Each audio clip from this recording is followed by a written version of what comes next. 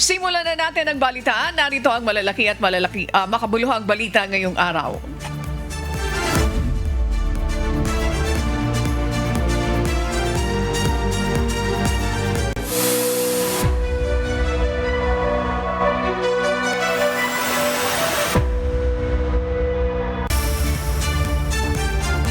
Sisimulan na ng mga kumpanya ng langis ngayong araw, March 10, ang pagpapatupad ng mega oil price hike sa mga produktong petrolyo. Base sa anunsyo ng Department of Energy kahapon, tataas ng nasa 7 pesos hanggang 13 pesos ang presyo ng kada litro ng gasolina, habang nasa 17 pesos and 50 centavos hanggang 24 pesos and 25 centavos naman ang magiging dagdag sa diesel at patong na 32 pesos hanggang 38 pesos and 50 centavos naman per liter ang sa kerosene. Ayon sa DOE, hindi biglaan ang ipapataw na mega oil price hike, kundi hati-hatiin kada araw depende sa oil company. Halimbawa, ang Petron Corporation may 8 pesos and 80 centavos na dagdag sa presyo ng gasolina. Pero ngayong araw, March 10, higit 5 piso muna ipapataw na price hike. Bukas naman, March 11, ang dagdag na 1 peso and 80 centavos at 1 peso and 80 centavos muli sa Huwebes, March 12. Paliwanag ng DOE, layo nito na hindi biglaang maramdaman ng mga consumer ang labis na pagtaas ng presyo ng langis. Ang inilabas na staggered implementation ng oil price adjustment ay mula March 10 hanggang March 16. Para sa kompletong detalye ng oil price hike, maaari itong i-check sa official Facebook page ng DOE. Kagabi, mahaba ang pila sa mga gasoline stations matapos dumagsa ang mga motorista bago pa ang simula ng mega oil price hike ngayong araw. Hataw Balita ngayon. Tiniyak ng Department of Energy na may makukunan pa rin ng supply ng mga produktong petrolyo ang mga kumpanya ng langis pagkatapos ng April 15 o ang panahon kung saan hanggang kailan tatagal ang imbak na langis sa bansa sa ngayon. Ayon kay Energy Secretary Sharon Garin, hindi ang supply ng langis ang issue, kundi ang magiging presyo nito pagkatapos ang April 15. Paliwanag ng kalihim, mayroong mga oil companies ang nakakuha na ng kanilang biniling petroleum products, pero may ilan sa kanila ang nabili ito sa mas mataas na presyo. Gayunman, may ilang oil companies ang hindi pa rin nakakakuha ng tugon hinggil sa kanilang order dahil sa wait and see attitude ng international market sa gitna ng giyera sa Middle East. For sure, there is supply. I mean, it's the price that you have to determine lang na magkakaiba. Ang supply nandyan because we have enough in the whole world to feed all countries with petroleum products. So, it's a matter of are you willing to pay for this price? So, pero luckily, we have enough time for the negotiations to start na, no? And enough time for the delivery. Hataw Balita ngayon. Nilinaw ng Department of Energy na pwedeng payagan ang paggamit ng mga drum o containers para sa mga bumibili ng mga produktong petrolyo kung ito ay gagamitin sa mga lehitimong operasyon. Ayon sa DOE, ilan sa mga halimbawa nito ang mga gaya ng agricultural at marine machineries and equipment. Gayon din ang mga fishing vessels, sea transport operations, generator sets sa mga ospital, telecom at mga opisina ng gobyerno. So yung sa department circular na po na yun, may mga drawing po doon tsaka kung ano yung safe containers. Therefore, or accordingly, fuel sales using drums or containers may be allowed for legitimate operational purposes. Regular purchases that are consistent with the customer's historical consumption pattern remain permitted. Transactions that significantly exceed normal purchasing patterns may be subjected to verification. Ayon kay Energy Secretary Sharon Garin, sa ngayon ay hindi pa nila pinalilimitahan sa mga gasoline stations ang dami ng bibilhing langis ng mga motorista, lalo na ang mga public utility vehicles. We haven't issued anything on that yet, and I don't think we are anticipating that. So far, as our computations are, if we do consume as much as we historically do, there's no need to cap the consumption. Sa kabila nito, binigyan diin ng ahensya na makakasama sa supply ng langis o magkakaroon ng hoarding o iligal na pag-iimbak ng mga produktong petrolyo. Hataw Balita ngayon. Patuloy ang ginagawang pagbabantay ng Department of Energy sa compliance ng mga oil companies sa gitna ng issue ng mataas na presyo ng langis na epekto ng giyera sa gitnang silangan. Sa datos ng ahensya, mayroon ng mahigit sa 80 mga gasolinahan ang kanilang nainspeksyon dahil sa mga sumbong ng umano'y labis na mataas na presyo ng mga produktong petrolyo. 55 sa mga ito ang sinasabing na-issuehan na ng show cause order at pinagpapaliwanag. These are alleged pa lang. We are still asking them to defend themselves. But these are the reported, whether through DOE, through the PNP, through the mayor, even in our social media. These are some of the collated. We are still trying to cope with the number of complaints. Para sa mga nais magsumbong sa DOE ng mga paglabag ng mga gasolinahan, maaaring mag-report sa egov.ph website. Pindutin lang ang report icon at gas station concerns at maaari na rin isulat doon ang detalye ng insidente. Kabilang na dito ang pangalan at lokasyon ng gasoline station, oras at petsa ng pangyayari at iba pang kaukulang impormasyon. Maaari ring mag-upload ng dokumento, files o larawan bilang suporta sa naturang report. Hataw Balita ngayon.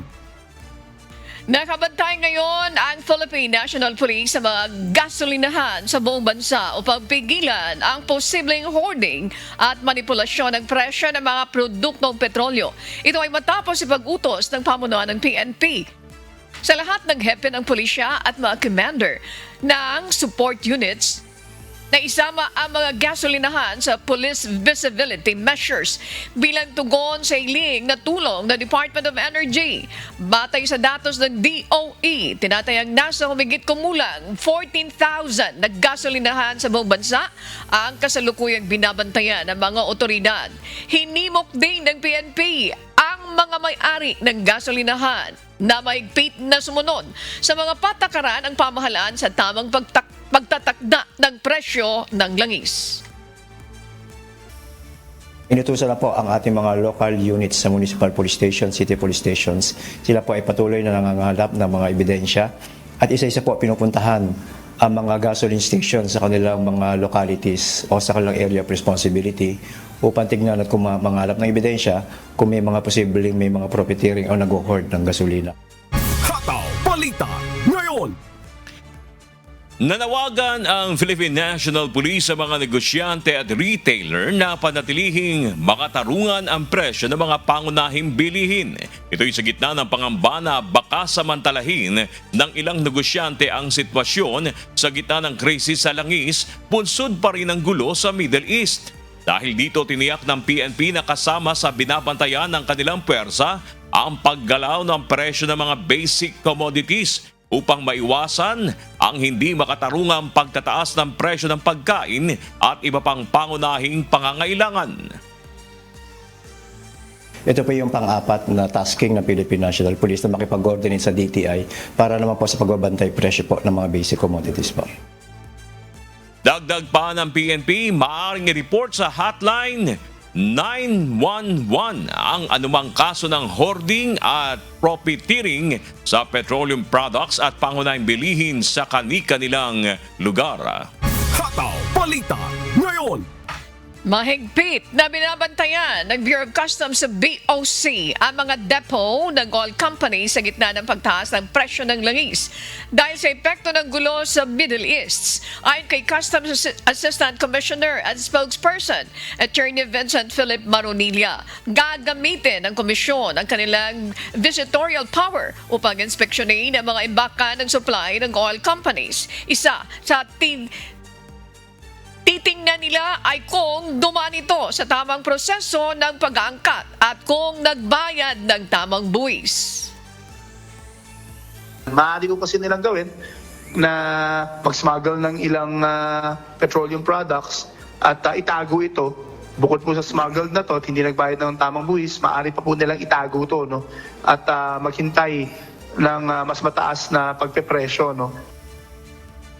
Nais rin ng BOC na maiwasan ang hoarding at posibleng pag-angkat ng smuggled na supply ng langis para ibenta sa mas mahal na presyo. Upang matiyak ito, titingnan ng komisyon ang aktwal na supply ng langis at ang deklarasyon ng mga kumpanya mula sa kanilang inventaryo.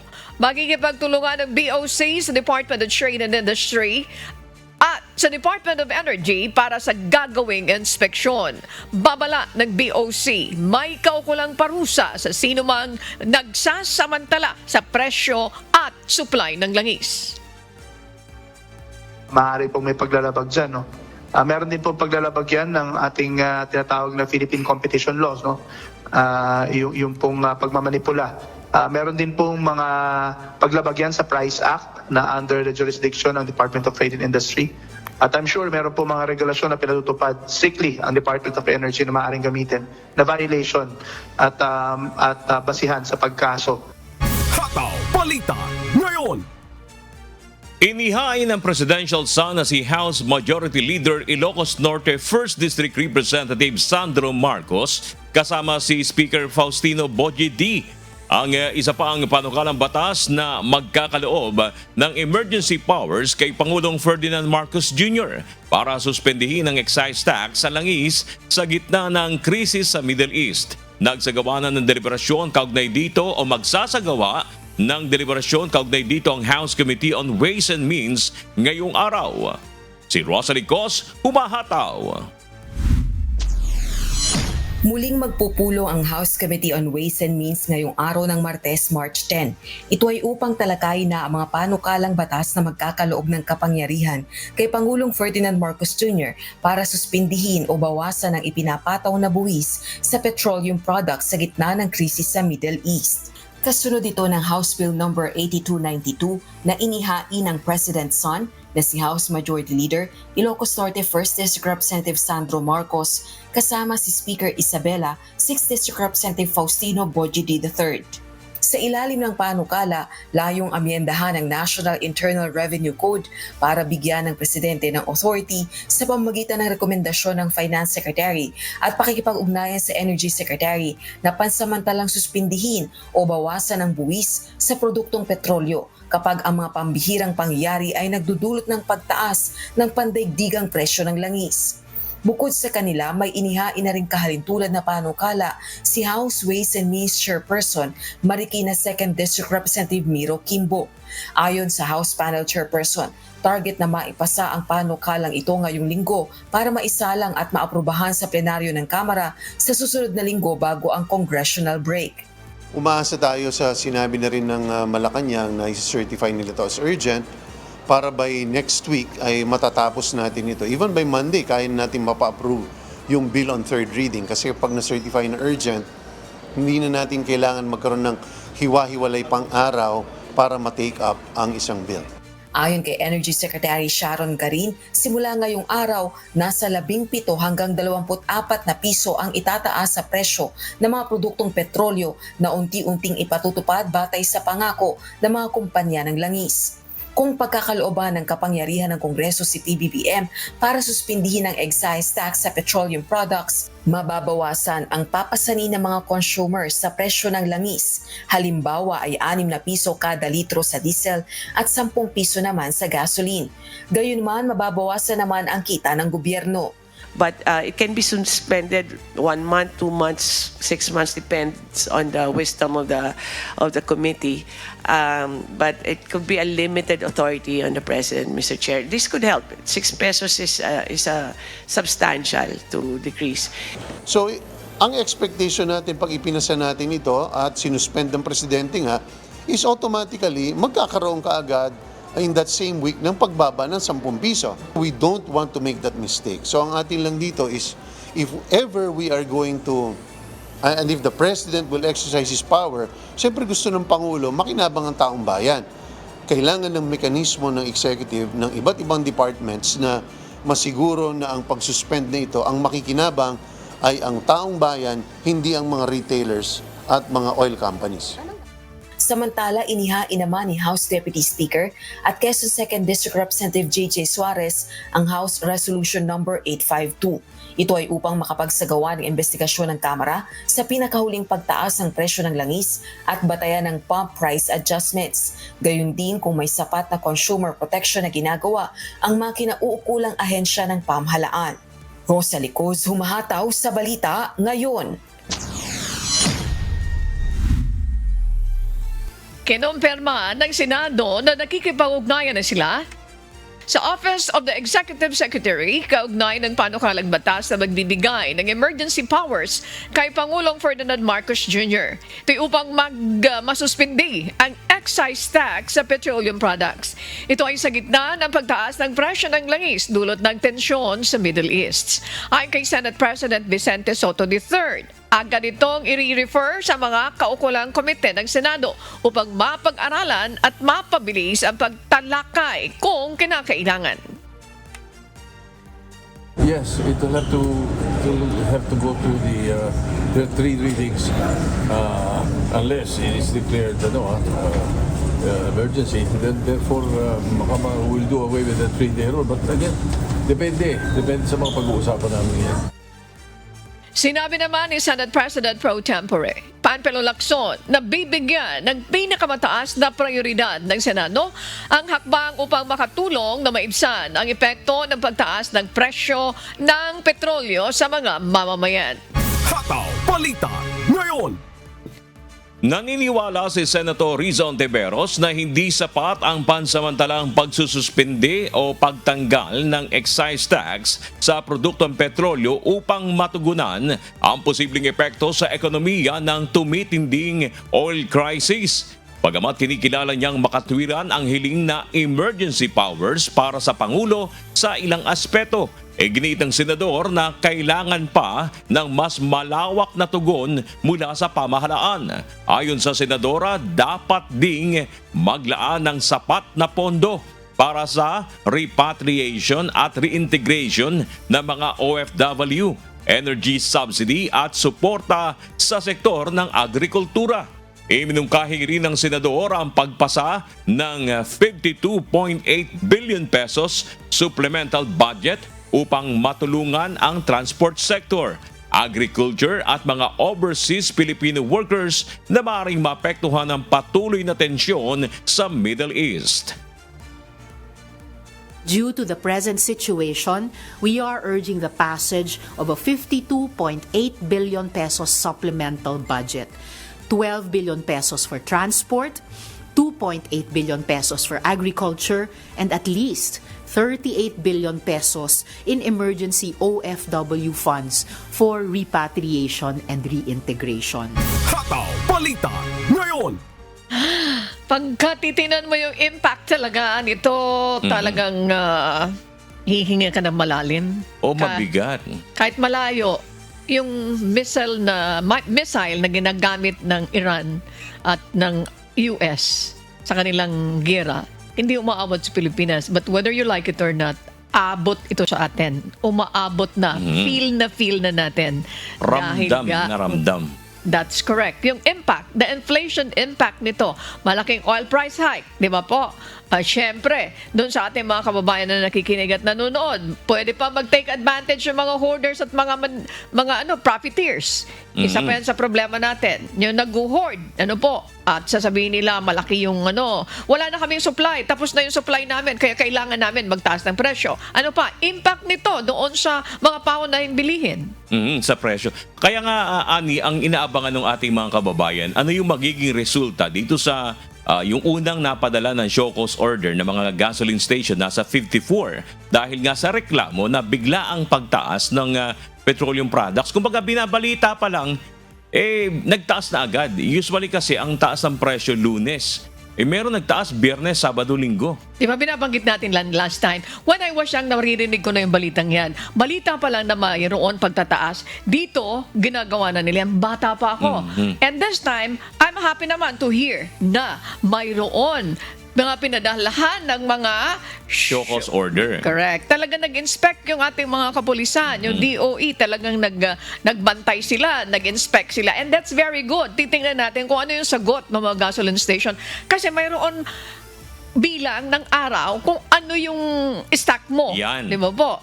Kadalasan ang narinig natin, mayroon palang balita, mayroon ng effect dito sa atin. Yun nga, sabi nga nung nag-commentong netizen, ba't ganun ang bilis ng pagtaas ng presyo pag pataas, pero pag bababa naman, ang tagal daw, Yan. sabi nung insang nagkomento. Yan ang gusto natin malamang explanation sa side naman nila. Bakit? Balita pa lang at nag-raise kayo ng inyong presyo kahit hindi pa.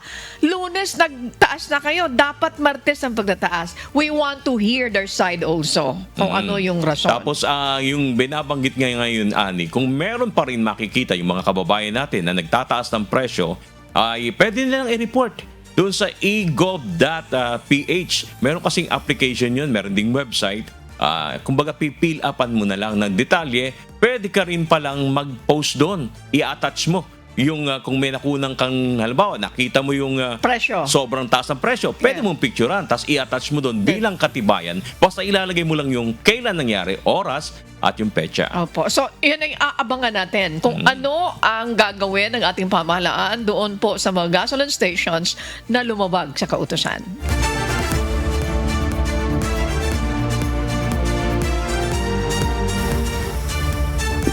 Patuloy na nadaragdagan ang mga pampublikong tanggapan na nagpapatupad ng 4-day work week upang makatipid sa konsumo sa langis at enerhiya sa gitna ng mataas na presyo ng mga produktong petrolyo. Simula sa March 16, ang City Government na Makati ay magpapatupad na rin ng compressed work week arrangement kung saan may pasok ang mga kawani ng City Hall mula Lunes hanggang Huwebes ng alas 7 ng umaga at palalawigin hanggang alas 7 ng gabi.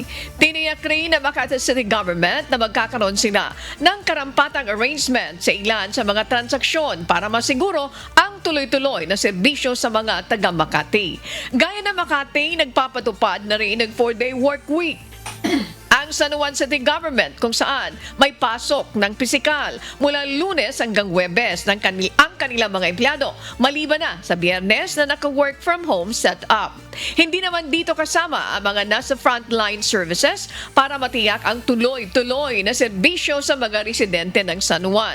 Samantala, ang Taguig City Government naman nananatili ang 5 araw na pasok ng mga empleyado mula Lunes hanggang Biyernes mula alas 7 ng umaga hanggang alas 4 ng hapon. Gayunpaman, tiniyak ng pamahalang panglunsod na tatalima sila sa energy conservation protocols upang makatipid sa konsumo ng langis at enerhiya. Hataw Balita ngayon. Hindi magpapatupad ng 4-day work week ang pambansang pulisya. Subalit tiniyak ng mga ito na magtitipid din sila ng enerhiya. May hataw na balita si Lea Ilagan. Hindi kasama ang mga law enforcement group sa utos ng palasyo na magpatupad ng 4-day work week o 4 na araw na pagpasok sa trabaho sa loob ng 1 linggo. Ayon kay PNP Public Information Office Chief, Police Brigadier General Randolph Tuanyo, araw-araw pa rin ang pasok ng mga pulis maging ang mga administrative staff ng mga ito. Malinaw na po ang nahiyag ng Malacanang na hindi po kasama mga law enforcement unit sa gobyerno, particular po yung Philippine National Police at BGMP po. Kahit yung mga admin na nasa office sila? Apa, sapagkat halimbawa yung mga administrative personnel po natin, kasama na yung mga non-uniform personnel. Sila po ay tinatawag na kinakailangan po yung mga trabaho po nila sa Philippine National Police. Gayunman, tiniyak ng PNP na tatalima sila sa pagpapatupad ng energy conservation. Unang-una po ay iwasan yung mga hindi kinakailangan mga biyahe o pagtatravel. Pero sinasabi niya rin po malinaw na sa pagtitipid po ng Philippine National Police, pagpapatay ng kuryente sa dapat na oras, halimbawa ng tanghali at makaraan yung 8 to 5 na maghapon, sinasabi po niya hindi dapat maapektuhan naman yung pagbibigay sa serbisyo publiko po. Ang hakbang ng pamahalaan ay kasunod ng krisis sa supply ng langis sa bansa, bunsod ng nangyayaring tensyon sa Middle East. Leia Ilagan, humahataw sa balita ngayon. Isinusulong ng Caloocan City Government na paggamit ng bike ng mga police at traffic personnel sa kanilang lungsod sa layuning mabawasan ang konsumo ng fuel. At para mas may kayad pa ang paggawa nito, bibili ang pamahalang lungsod ng 50 mountain bikes na ipapagamit sa mga personnel ng Department of Public Safety and Traffic Management at 50 rin para sa Caloocan Police. Bukod sa mga police at traffic personnel, isang executive order rin ang pinirmahan ni Mayor Along Malapitan kung saan nire-require ang lahat ng city offices ng Caloocan na bawasan ng 10 to 20% ang konsumo sa langis at kuryente. Ito ay sa gitna pa rin ng krisis sa supply ng langis, bunsod na nagpapatuloy na digmaan sa Middle East. Hataw Balita ngayon. Hindi mandatory sa mga pribadong sektor ang ipinatutupad na 4-day work week sa layong makatipid sa enerhiya at fuel. Payo ng Labor Department, maaari naman na magpatupad ng flexible work arrangement maging ang mga nasa private sector. May humahataw na balita si Dante Amento. Nilinaw ng Department of Labor and Employment o DOLE na ang direktiba ng pamahalaan para sa 4-day work week ay para lamang sa public sector o mga ahensya ng gobyerno at hindi ito mandato para sa private sector. Ang President's Directive last week na mag-adapt ng 4-day work week ay para sa public sector, sa mga ahensya ng gobyerno.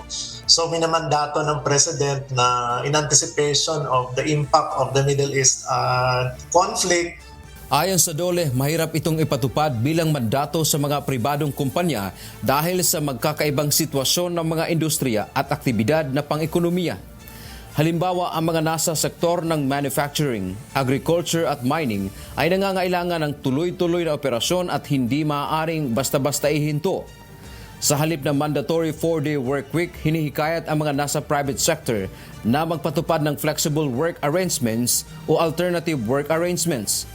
Kailangan lamang na magkaroon ng mutual agreement o pagkakasundo sa pagitan ng manggagawa at employer bago ipatupad ang anumang alternatibong setup sa trabaho. Ang requirement lang dito sa private sector, merong mutual agreement ng manggagawa, ng employer, kasi nga iba-iba yung nature ng trabaho at baka naman hindi makaya ng ekonomiya natin kung hihinto tayo sa isang araw. Binigyang diin ng DOLE na sa anumang opsyon ng flexible work, hindi dapat mabawasan ang sahod at mga benepisyo ng mga manggagawa. Kabilang na dito ang pagpasok ng 4 na araw sa trabaho at 1 araw na work from home setup. Maaari namang magdagdag ng oras sa trabaho mula Lunes hanggang Huwebes upang mapunan ang oras para sa Biyernes. Ayon sa DOLE, hindi na bago ang pulisiyang ito dahil ginamit na ito noong 2009 global financial crisis at noong panahon ng pandemya. Dante Amento, humahataw sa balita ngayon. Isinusulong ni House Majority Leader at Ilocos 1st District Representative Sandro Marcos ang pagsisiyasat ng Kamara sa telecommuting at flexible work arrangements. Layo nito na matulungan ang mga Pilipino manggagawa sa gitna ng nakalululang taas sa presyo ng mga produktong petrolyo. O maapila si Congressman Sandro Marcos sa Committee on Labor and Employment at House Committee on Trade and Industry na i-review ang implementasyon ng Telecommuting Act at alamin kung sapat ang kasalukuyang polisiya para palawigan ang work from home set-up sa mga manggagawa sa gobyerno at pribadong sektor. Hataw Balita ngayon. Ipinagutos na ni Department of Migrant Workers Secretary Hans Leo Kakdak ang pagpaparikol sa isang empleyado ng Migrant Workers Office sa Bahrain matapos ang umano'y hindi tamang asal nito sa mga overseas Filipino worker doon. Sa isang viral video makikita ang tila pagtatalo ng nasabing empleyado ng MWO sa mga OFW na humihingi ng tulong dahil sa nangyayaring gulo sa Middle East. Ayon sa migrant workers employee, wala na umanong pondo ang embahada sa Bahrain kahit pa magsumbong kanino man ang mga OFW. Pero wala na ho, tapos na po Hindi na kayo ma-entertain. Sir, bakit Tapos na po ayuda. Magsumbong na kayo sa magsumbong sa mga gusto nyo pagsumbungan. Ang Manila ho ang nagsasabi, walang pondo. Sa kanyang Facebook post, sinabi ni Secretary Kakdak na ipinag-utos na niya ang pag-recall o pagpapauwi sa nasabing empleyado at tiniyak ang pagpapataw ng kaukulang disciplinary action. Muli ring nangako ang kalihim na pagsilbihan ang mga OFW na mayroong pagpapakumbaba, paggalang at pagsasakripisyo. Hataw Balita ngayon. Samantala, naglabas naman ng gabay ang Philippine Embassy in Riyadh para sa mga Pilipino sa Saudi Arabia kung paano tutugon sa warning messages mula sa National Early Warning Platform for Emergency Situations. Batay sa advisory na nagmula naman sa Saudi Civil Defense, pinayuhan ang publiko na manatiling kalmado, agad na pumunta sa ligtas na lugar sa loob ng gusali at iwasan ang bukas na espasyo, bintana at matataong lugar. Kung nasa labas o nagmamaneho naman, dapat humanap ng pinakamalapit na matibay na masisilungan o hihinto ang sasakyan sa ligtas na lugar habang hinihintay ang opisyal na abiso mula sa mga otoridad. Hinimok din ng embahada ang mga Pilipino na patuloy na tumutok sa mga anunsyo mula sa official channels ng Philippine Embassy sa Riyadh at Philippine Consulate General sa Jeddah at tumawag sa OWA emergency hotlines kung kailangan ng tulong. Hataw Balita ngayon. Muling nag-anunsyo ng kanselasyon ng flights ang ilang airline company sa bansa dahil sa security situation sa ilang bahagi ng Middle East.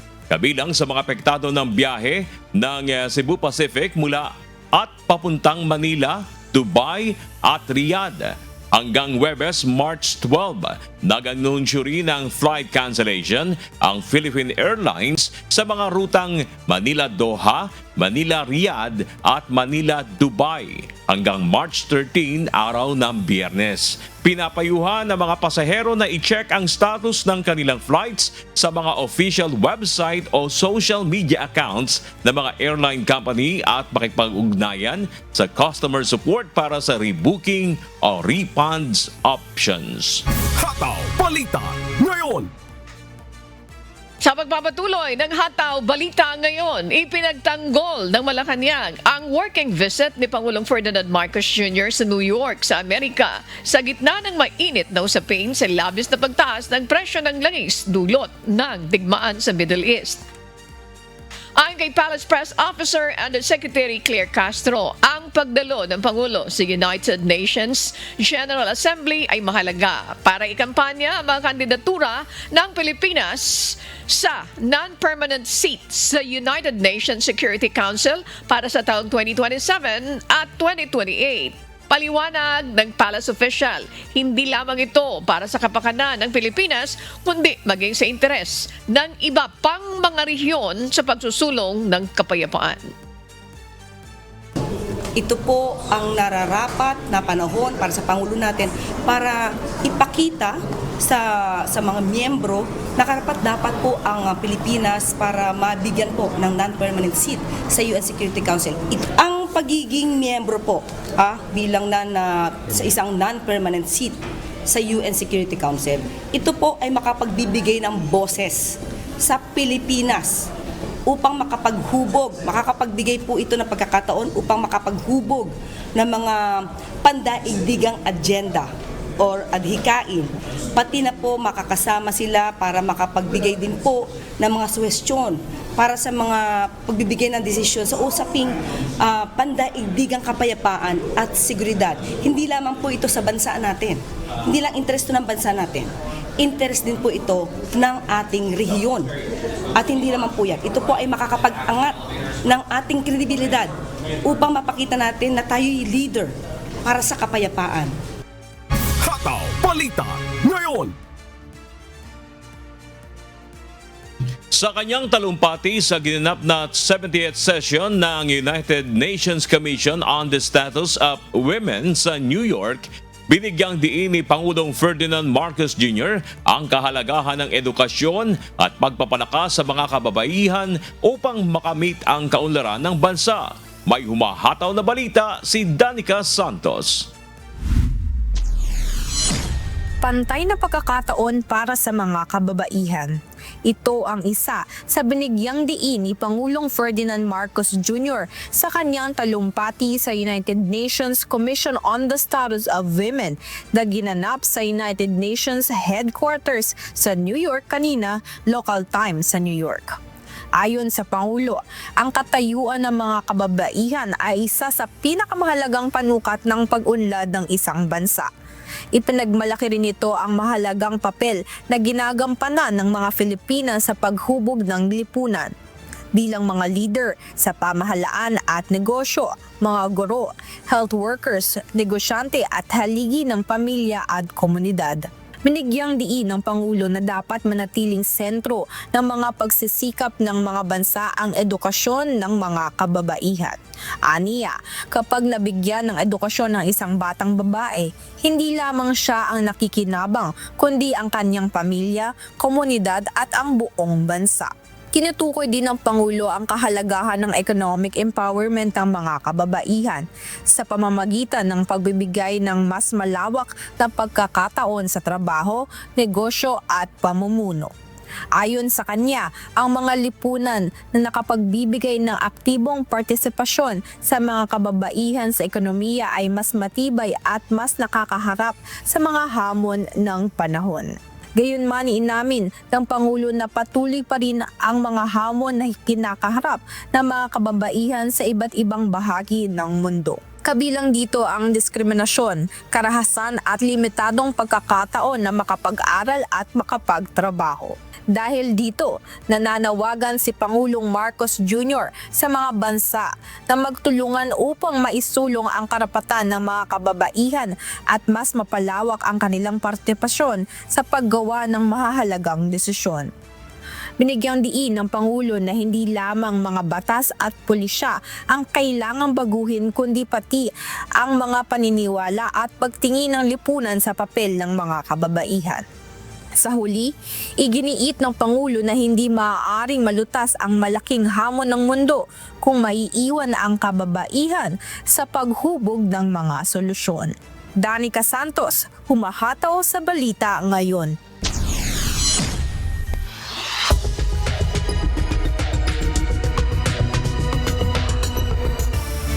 Lumagpas na sa $100 kada bariles ang presyo ng langis sa pandaigdigang merkado sa gitna ng lumalalang digmaan sa Middle East. Nagdulot ito ng pangamba sa posibleng banta sa supply ng enerhiya at pagbagsak ng stock market sa iba't ibang bahagi ng mundo.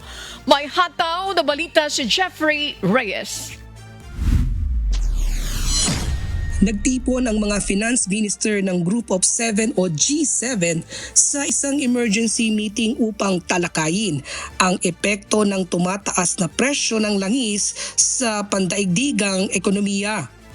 Kasama sa pagpupulong ang mga pinuno ng malalaking industrialized country upang pag-usapan ang posibleng paglabas ng langis mula sa strategic reserves sa pangunguna ng International Energy Agency. Layunin ng hakbang na mapatatag ang supply ng enerhiya at mapigilan ang lalo pang pagtaas ng presyo ng langis na umabot na sa halos $120 kada bariles na pinakamataas sa antas nito.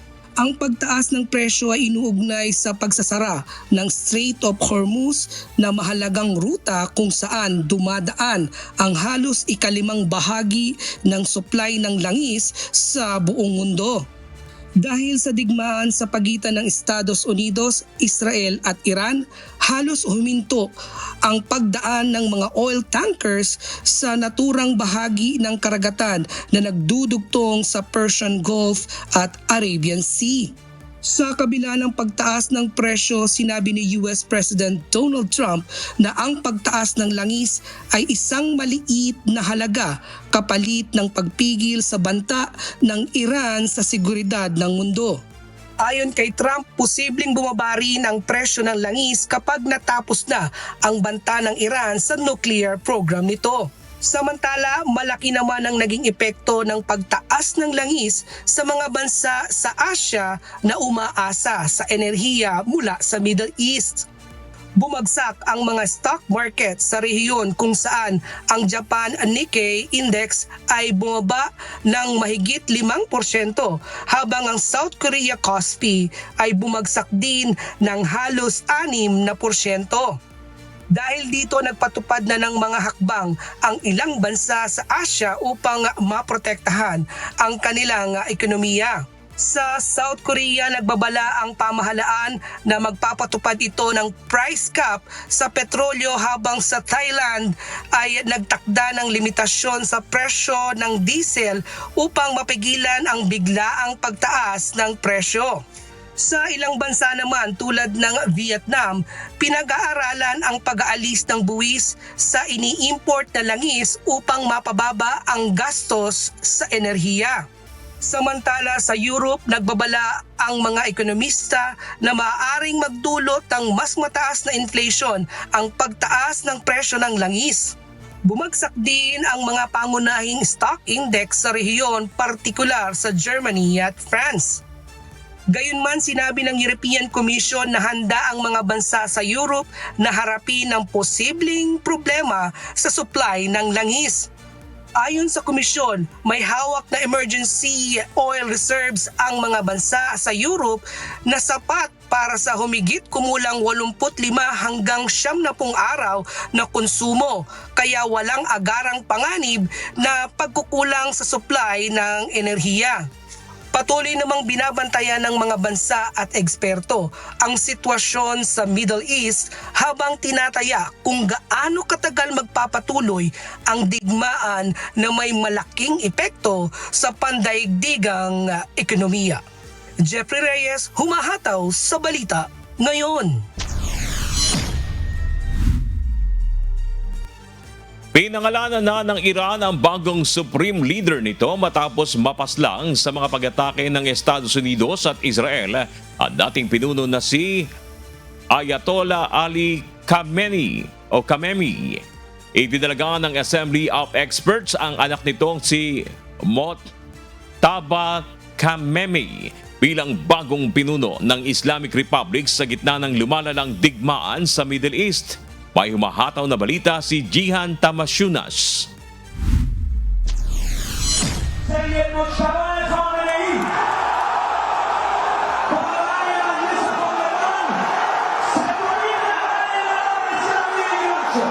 Daang Iranian ang nagtipon-tipon sa Engelab Square sa Tehran upang magpakita ng suporta sa bagong supreme leader na si Ayatollah Mojtaba Khamenei. Bit-bit ng mga rallyista ang mga bandila ng Iran at mga larawan ng bagong pinuno bilang pagpapakita ng katapatan at pagkakaisa sa gitna ng digmaan sa rehiyon.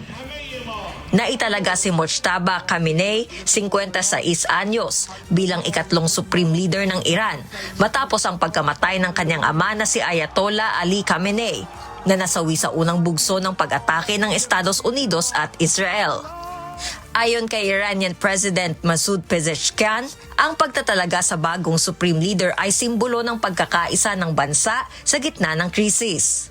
Agad naman nagpahayag ng suporta ang ilang kaalyado ng Iran kabilang ang Russia at China sa bagong supreme leader.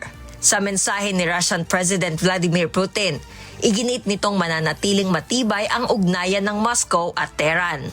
Samantala, nanawagan naman ang China na igalang ang soberanya ng Iran at tutol ito sa anumang banta na targetin ang bagong pinuno ng bansa. Una nang nagpahayag ng pagtutol si US President Donald Trump sa magiging kahalili ng nasawing Iranian leader. Tinawag ni Trump na lightweight ang bagong Supreme Leader at nagbabala na hindi ito magtatagal sa posisyon kung wala ang pagpayag ng Estados Unidos. Samantala, kasabay ng pagkakatalaga ng bagong Supreme Leader, patuloy naman ang paglala ng digmaan sa Middle East. Naglunsad ang Iran ng mga missile at drone attacks sa Israel at mga bansa sa Gulf region habang nagpapatuloy ang mga pag-atake ng Estados Unidos at Israel sa mga target sa loob ng Iran. Sa Saudi Arabia, naharang ng air defense system ang ilang drones na target ang isang oil field sa silangang bahagi ng bansa. Sa Bahrain at United Arab Emirates naman, nakaranas ng mga pagsabog matapos ang mga pagharang sa mga missile na pinaniniwala ang galing sa Iran. Patuloy pang binabantayan ng mga bansa sa rehiyon ang sitwasyon habang walang senyales na agad matatapos ang digmaan sa Middle East. Jihan Tamasunas, humahataw sa balita ngayon. Naglabas naman ng mga larawan ng pulisya sa Norway ng isang suspect na pinaniniwala ang may kaugnayan sa pagsabog sa labas ng Embassy of the United States in Oslo noong linggo.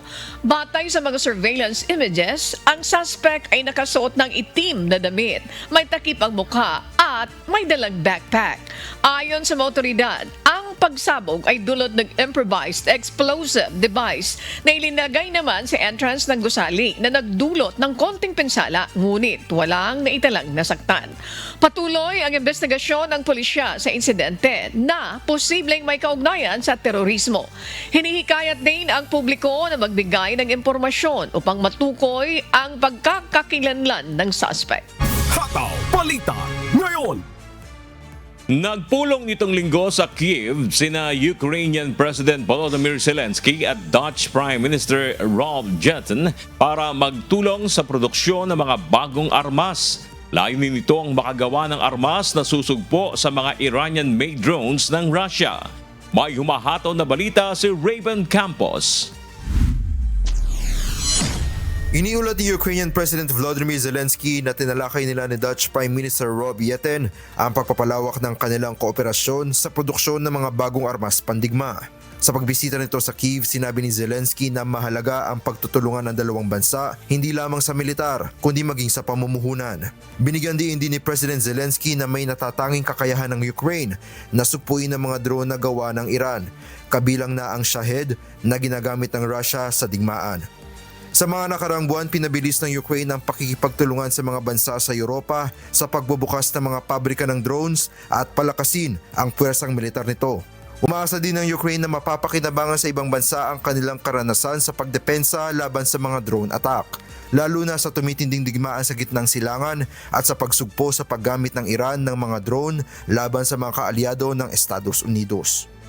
Nakahanda naman ang Kyiv ayon kay President Zelensky na magbenta ng mga interceptor drones na hindi nila ginagamit. Nakaalis na rin aniya ang ilang Ukrainian military instructor patungong Middle East upang magbahagi ng kaalaman sa pagdepensa laban sa mga drone attack at cruise missiles. Raven Campos, humahataw sa balita ngayon. Pinamulaanan ng bala ng baril ang mansyon ng pop superstar na si Rihanna sa Beverly Hills noong linggo habang nasa loob ng bahay ang singer. Rumesponde ang Los Angeles Police Department matapos makatanggap ng report ng pamamaril bandang 1:15 ng hapon. Natagpuan ng otoridad ang assault rifle casing sa lugar at kalaunan ay naaresto ang suspect matapos matagpuan ang kanyang sasakyan ilang kilometro mula sa bahay ng mga awit. Walang nasaktan sa insidente habang patuloy ang investigasyon ng pulisya sa motibo ng pamamaril. Hataw Balita ngayon. Okay. Yung 4-day work week talaga, mga kasambahay, marami ng mga tanggapan, mga MDUs, as you mentioned a while ago. Tama naman po talaga yon na sumunod tayo doon. Pero yung sinasabi natin, even the private sector ay tumugon doon. Kasi this is mga government offices. At malaki naman yung may tutulong nun dahil kumbaga sa mga opisina, mababawasan ng konsumo nila ng enerhiya dahil Biyernes, majority ng mga empleyado sa isang LGU ay walang pasok. Kasi ang mga may pasok na lang yung mga nasa emergency sector. And isang way din na kinakampanya ngayon, Ani, para makatipid ay yung paggamit ng bisikleta pagdating sa pagpasok sa trabaho. Maganda yan. May bunga naman na maganda yan sa kalusugan. Bukod sa pagtitipid, kalusugan pa. So, lahat ng pamamaraan na makakatulong dapat gawin na din natin. Kung yung gobyerno nanawagan ng ganyan, dapat ina-appeal natin dito, pati yung private sector, mag-isip din po kayo kung paano. And yung paggamit ng bisikleta, tama yun kasi hindi ka naman gagamit na ng gasolina noon. Oo, ang ano lang dyan, Ani, ay siyempre dapat ang panawagan ng mga nasa bike sector naman is pagandahin yung ating mga bike lane. Kasi ako kasi dumadaan sa bike lane minsan So may mga kalsada, hindi maganda yung bike lane. Pero sinabi naman ng ating DOTR nitong mga nakaraang buwan na aayusin lalo na itong mga major thoroughfare na mayroong bike lane para mahikayat pa yung ating mga kababayan. Naalala mo, Ani, kasi nung nakaraang taon, kung di ako nagkakamali, nag-inspection yung DOTR dito sa ilang bahagi ng EDSA, yung mga dinadaanan ng tao. May mga area naman na in-improve na. So, ang usapan na lang dyan is papaano pa mas mapapaganda para mahikayat yung mga nasa bike sector. That's correct. Yung naman kasi, yung mga kalsada natin talaga, hindi naman talaga nakadesign para dyan. Nung nagkaroon ng batas, in-implement yan, in-accommodate yan. Ginawa nila ng paraan. Pero makaisip sana ng mga pamamaraan. Yung EDSA talaga mahirap na. Mahirap lang yan. Pero in-accommodate yung batas na yan. Okay.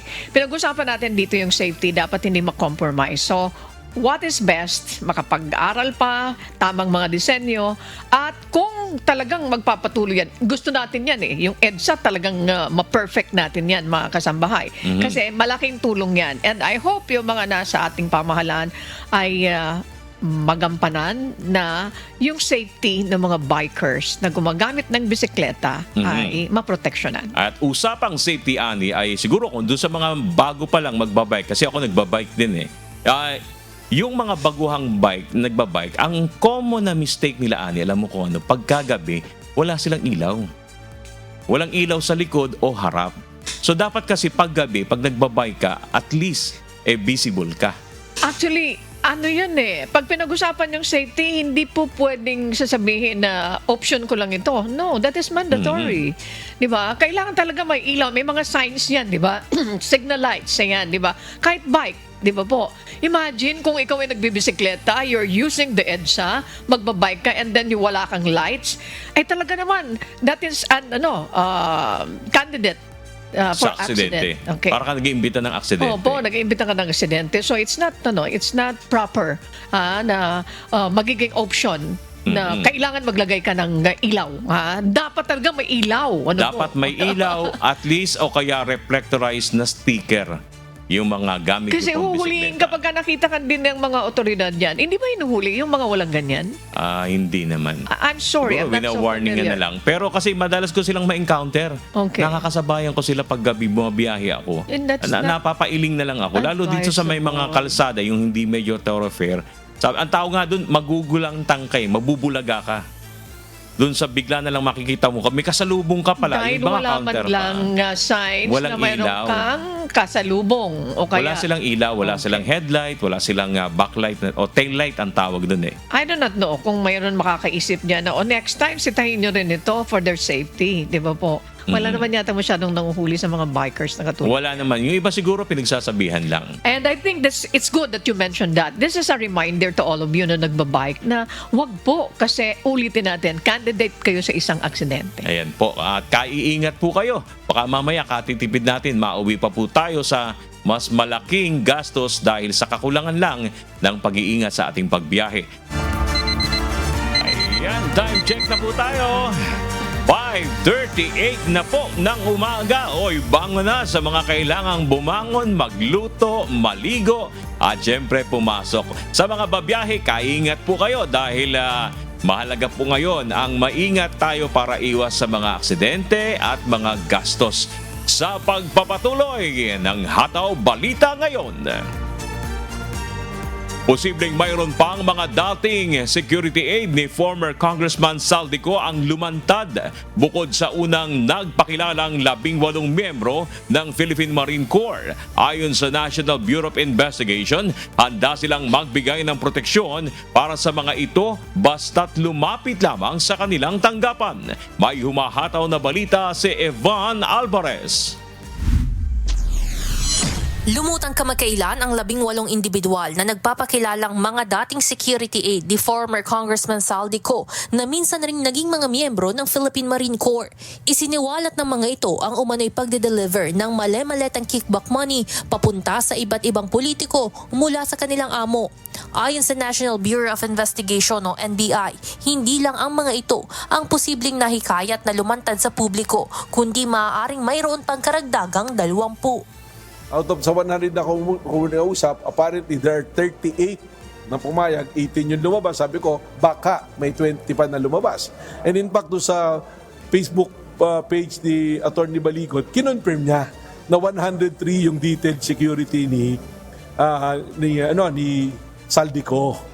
Paliwanag ni NBI Director Melvin Matibag, tinitingnan nila ang iba't ibang posibleng rason ng biglaang pagsasalita ng mga ito, mapapolitikal o naiipit sa sitwasyon, lalo na at napag-alaman sa mga investigasyon na biglaang nawala ng trabaho ang mga naturang security aide. May anggulo, may nagsasabi, kasi baka sila ay kinausap para gumawa ng ganitong istorya. So, tinitingnan din natin sila na maaaring biktima sila. That there are people na nagsasamantala rin sa kanilang kahirapan, sa kanilang kakulangan. Kaya nga, hindi eksakto isasabihin na ito, sila yung iniimbestigahan dahil ang nangyayari dito, iniimbestigahan natin yung kabuuan. We are looking in all the angles nito. Sa gumugulong na investigasyon, natuklasan na 4 sa 18 ang hindi miyembro ng military corps at tanging mga driver lamang. Ayon kay Matibag, may nakarating rin anyang impormasyon na ayaw nang lumabas ng mga nagpapakilalang ex-Marines dahil sa umano'y security threat. Bunsod nito, nag-alok ang NBI na handa silang magbigay ng proteksyon at tiniyak na mapagkakatiwalaan sila ng mga ito. Ako po, tinataya ko yung NBI, tinataya ko yung pangalan ko. Pumunta kayo rito, we will give you security. If you need a safe house, we will provide a safe house. Kung may mangyari sa inyo habang kami ay nangangalaga sa inyo, sagutin ni Atty. Matibag yan, sagutin ng NBI po yan. Handa rin ang ahensya na magbigay ng karagdagan tulong kung kakailanganin din ng iba pang dating security aides ni Saldico. Kasi iba-iba na po yung lumalabas sa social media. May mga sinasabi nga, hindi na nakompleto, ilan na lang. Merong mga lumalabas na yung mga pamilya ay humihingi ng tulong. At I will confirm, meron na po talagang mga kaibigan o kapamilya na naghihingi ng tulong. Hindi lang doon sa 18, doon sa 103 para po sila ibabigyan ng proteksyon. Samantala, una nang napadalhan ng subpina ang 18 maging ang abogado nilang si Attorney Levy Baligot at hinihintay na lamang ng NBI na humarap sila sa tanggapan sa darating na March 12, araw ng Huwebes. Evan Alvarez, humahataw sa Balita Ngayon. Pinagbigyan ng Sandigan Bayan ng mosyon ng prosekusyon na maglabas ng writ of preliminary attachment para sa mga ari-arian ng akusadong si Saldico. Sa resolusyong inilabas ng Sandigan Bayan 5th Division, isa sa ilalim ang 16 na real properties ni Ko at ang kanyang asawa sa kustodiya ng korte habang gumugulong ang kanyang kasong graft. Kabilang rito ang 8 properties sa Pasig, 3 sa Quezon City, 4 sa Makati at 1 sa Lipa, Batangas. Tinatayang may kabuuang halaga ang mga ito ng higit 215 million pesos. Hiniling ng prosekusyon ang writ of preliminary attachment upang masiguro may mababawing mga yaman kay Ko oras na mahatulang nagkasala sa hukuman. Kasalukuyang umaharap ang dating kongresista sa kasong graft at malversation dahil sa pagiging beneficial owner ng kumpanyang kumukontrata sa umano'y substandard na flood control project sa Oriental Mindoro na may halagang 289.5 million pesos. Hataw Balita Ngayon. Tila hindi natatapos ang sagutan sa pagitan ni Senator Panfilo Lacson at Senator Rod Dante Marcoleta. Ito'y matapos ang privilege speech ni Senator Marcoleta kung saan binatigos nito ang investigasyon ng Blue Ribbon Committee sa malawakang flood control scandal. May humahataw na balita si Jed Neresina. Kinwestiyon ni Senator Rodante Marcoleta ang umano'y hindi mailabas-labas na official committee report ng Blue Ribbon kaugnay ng issue ng flood control scandal. Sa kanyang privilege speech kahapon March 9, sinabi ng senador na 8 buwan na ang nakalilipas mula nang bitawan ng Pangulo ang mga salitang mahiya naman kayo dahil sa talamag na korupsyon sa flood control projects. Ngunit hanggang ngayon tila wala pa ring nahihiya o napaparusahan. In several instances and interviews, the chairman of the Blue Ribbon Committee has said that a partial committee report is to be released. Last November 24, 2025, the chair stated in an interview, and I quote, "Magsasubmit kami ng partial committee report based on info so far gathered during the previous hearing." Natapos ang Disyembre 2025, walang report. Then on January 14, 2026, during the kapihan sa Senado, another statement was made that the report was still being drafted by his staff, even chiding them for being inept. Dito binatikos din ng senador ang tila pagkaantala at pagpilian niya ng mga ebidensya sa investigasyon ng Blue Ribbon Committee kaugnay ng bilyong-bilyong pisong flood control scandal. Kaya ang tanong, ano bang kinakatakutan ng chairman? Ano na po ba ang nangyari sa pagsunod sa ebidensya? O piling ebidensya lamang ba ang susuriin at ipipikit na lamang ang mata sa iba? Kinwestiyon din ni Senator Marcoleta kung bakit hindi pinapaharap sina dating House Speaker Martin Romualdez at iba pang cabinet secretaries sa kabila ng mga testimonya ni na dating Marine Sergeant Orly Gutesa at former Congressman Zaldico. Binanggit din niya ang revelasyon ng nagpakilalang 18 dating miyembro ng Marine Corps tungkol sa mga maletang naglalaman ng cash na dinala umano sa mga pribadong bahay sa South Forbes at Ilocos Norte. Bago pa man masuri ang kanilang salaysay sa harap ng Senado, tila na buo na ang isang konklusyon sa mismong chairman na dapat sana ay siyang magsiyasat nito. Kung ang kanilang mga pahayag ay hindi kapani-paniwala, lalong nararapat na sila'y paharapin sa isang formal at pagdinig upang doon mismo masubok ang kanilang inihayag. Ang chairman po ba ng BRC ang dapat magpasya kung sino ang dapat ipatawag sa pagdinig kung 20 ang bilang ng miyembro ng Blue Ribbon Committee? Nakonsulta po bang isa-isa ang mga miyembro ng BRC? Agad namang sinagot ito ni Senate Blue Ribbon Committee Chairperson Senator Panfilo Ping Lacson. Bilang tugon sa mga akusasyon ng kapwa niya senador, tinawag ito ni Senator Lacson na bunga ng kulang-kulang na research at fact-checking. Ayon sa Blue Ribbon Chair, nakatanggap na ang opisina ni Senator Marcoleta ng hard at soft copy ng partial report noon pang February 11.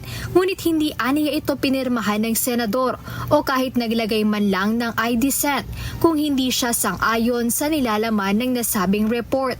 Ayon pa kay Senator Lacson, harap-harapang pagsisinungaling ang mga naging pahayag ni Senator Marcoleta sa kanyang privilege speech. Kaugnay nito, bukas ang Senate Blue Ribbon Chair na sagutin punto por punto ang mga aligasyon sa nasabing speech. Jed Neresina, humahataw sa balita ngayon.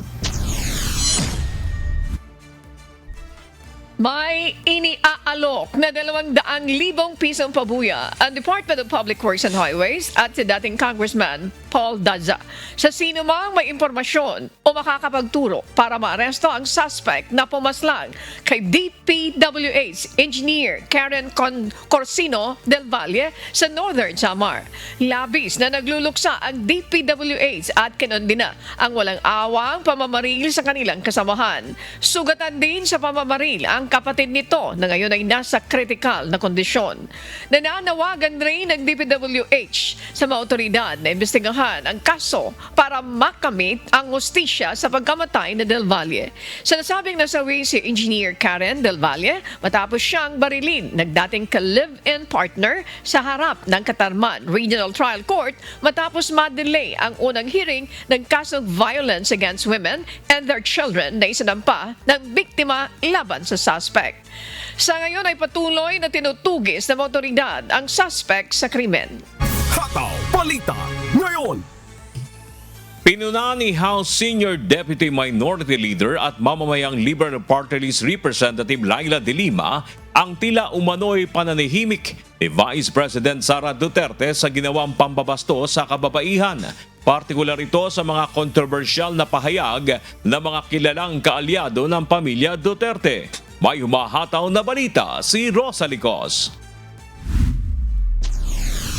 Ngayong Women's Month, kwestiyon ni House Senior Deputy Minority Leader at mamayang Liberal Party List Representative Laila De Lima ang umano'y tila pananahimik ng kapwa babae at opisyal ng gobyerno na si Vice President Sara Duterte. Kasunod ito ng anyay pambabastos sa kababaihan ng mga kilalang kaalyado ng pamilya Duterte. Ginawa nito ang pahayag sa isang privilege speech sa Women's Month plenary session araw ng Lunes, March 9. May isang kongresistang nagpantasya ng kalaswaan sa isang artista. May isang abogado na mangmang at mayabang na nagsabing kaya nagpo-post ng photos ang isang artista ay para pagnasahan daw at umamin pa siya na pinagnasahan ng isang babaeng kongresista.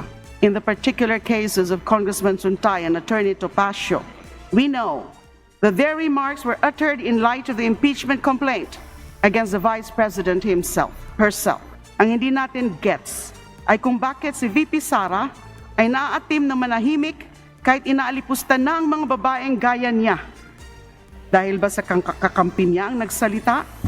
Tanong pa ng kongresista na kilalang pangunahing kritiko ng mga Duterte. Ano ba para sa pangalawang Pangulo ang mas mahalaga?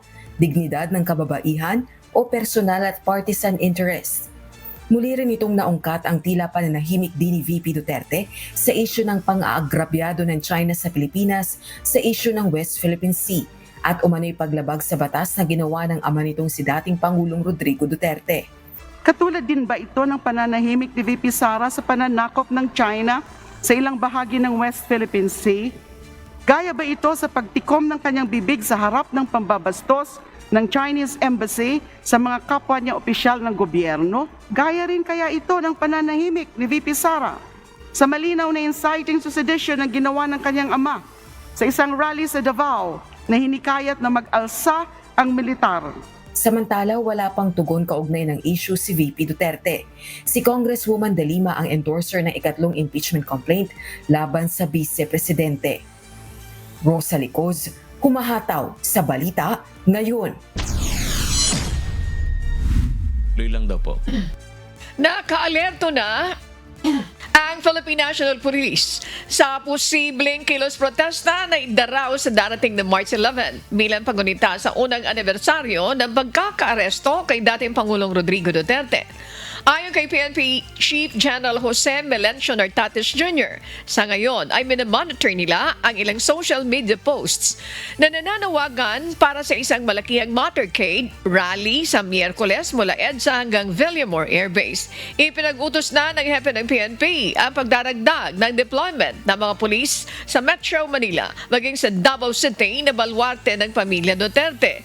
Ayon kay General Nartates, inirerespeto ng PNP ang karapatan sa malayang pamamahayag ng bawat isa. Gayunman, binigyan din ito na mandato ng PNP na panatilihin ang peace and order sa bansa.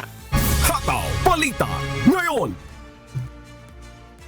Inilunsad na ng Philippine National Police ang Ligtas Sumbak 2026 o ang Nationwide Security Operations na layong masiguro ang kaligtasan ng publiko ngayong summer vacation. Ito'y magsisimula ng March 29 at tatagal hanggang sa May 31, 2026. Sa klaw ng Sumbak 2026, ang mga major holiday at events gaya ng mga long vacation na sinasamantala ng marami nating mga kababayan para makapagbakasyon.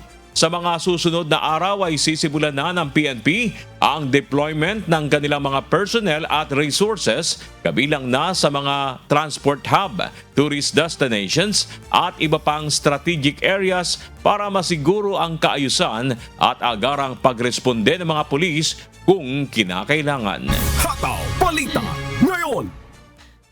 Sa kaugnay na balita, palalakasin pa ng PNP Anti-Cybercrime Group ang ginagawa nilang cyber patrolling para i-monitor at mapigilan ang mga online scam na mauuso ngayong malapit na ang long vacation. Partikular na dito ang mga scam na accommodation ng karaniwang tina-target ang mga kababayan nating nagbabakasyon. Muli namang nagpapaalala ang PNP sa publiko na maging mapagmatyag at ingatan ang mga gamit at agad na i-report sa pinakamalalapit na police stations at anumang kahina-hinalang aktibidad o kahina-hinalang mga tao. Hataw Balita ngayon. Hinikayat ng Department of Interior ang local government ang mga lokal na pamahalaan na palakasin pa ang mga inisyatibo na kanilang ginagawa para i-promote ang active and healthy lifestyle sa ating mga kababayan. Ito'y sa pamamagitan ng pag-organize ng mga community fitness activities at pagpapalawak ng green public spaces, pati na ang pag-adapt sa car-free Sundays. Ayon sa DILG, ito'y bilang suporta sa panawagan ni Pangulong Ferdinand Marcos Jr. na iprioridad ang kalusugan at well-being ng mga Pilipino.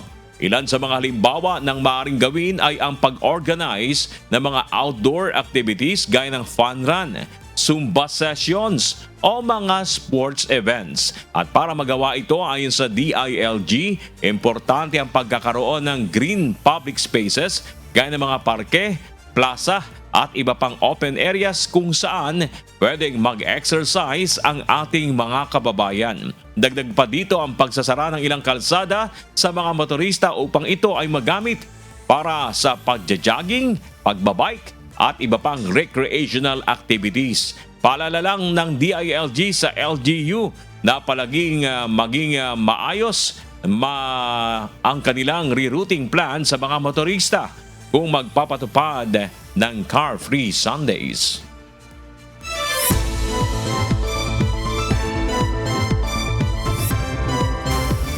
Mamamahagi ng libreng gasolina ang Iloilo City Government sa mga namamasadang jeepney, tricycle at taxi driver sa lungsod. Ito ay sa pamamagitan ng fuel subsidy coupon na pwede nilang papalitan sa mga accredited gasoline station. Samantala, tutulong naman ang Western Visayas Police sa pagmamonitor sa presyo ng gasolina.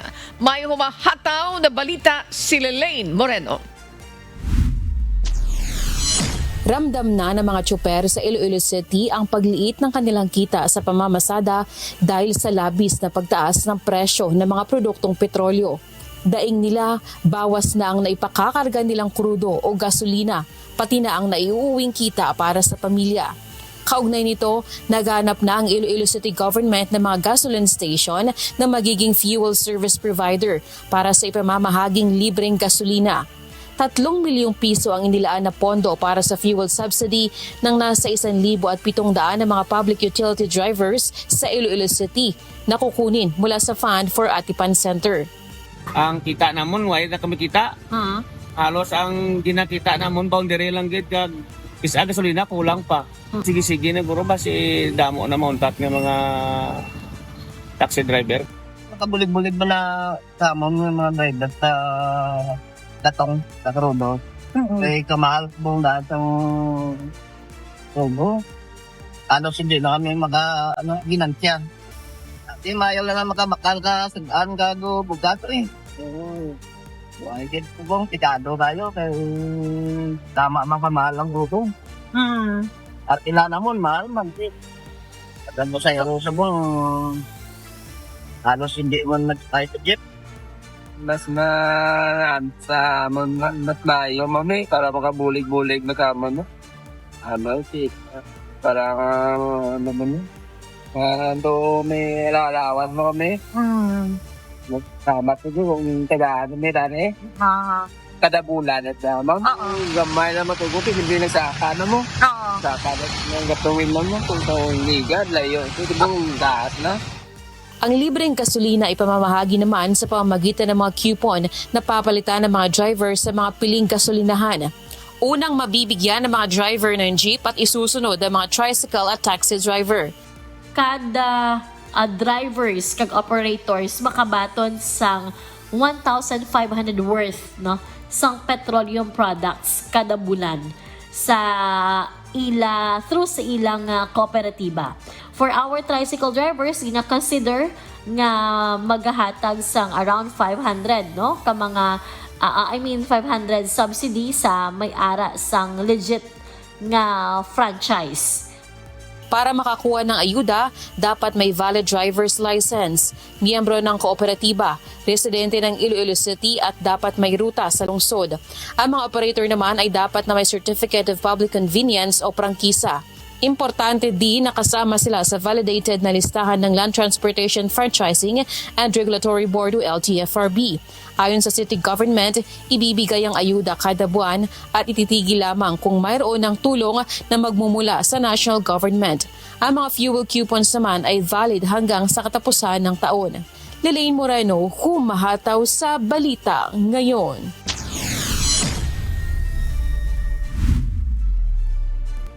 Mahigpit ang ginagawang pagbabantay ng mga otoridad sa iba't ibang probinsya sa bansa kaugnay ng pagtaas sa presyo ng mga produktong petrolyo. Si Alan Manansala, humahataw. Sa Luzon, mahigpit na binabantayan at iniinspeksyon ng Aurora Police Provincial Office ang mga gasolinahan sa probinsya upang maiwasan ang fuel hoarding at price manipulation. Layunin ng aktibidad na matiyak na sumusunod ang mga gasolinahan sa mga umiiral na batas at regulasyon, partikular sa pag-iwas sa pag-iimbak ng langis, pagmamanipula ng presyo at hindi makatwirang pagtangging magbenta ng petroleum products. Ayon sa Philippine National Police, bahagi ito ng patuloy na hakbang ng Aurora PPO upang maprotektahan ang interes ng publiko at masiguro ang maayos at pantay na distribusyon ng langis sa probinsya. Sa Visayas, lalo pang tumaas ang presyo ng mga produkto ng langis sa Tacloban City, Leyte na naging sanhi ng mahabang pila ng mga sasakyan sa mga gasolinahan sa iba't ibang lugar. Sa ilang gas station, mapapansin ang mahabang pila ng mga SUV at iba pang four-wheel vehicles, habang sa ibang istasyon naman ay dominado ng mga motorsiklo, tricycle at iba pang two-wheel vehicles ang nakapila. Nagkakaubusan na rin ng supply ng langis sa ilang gasolinahan.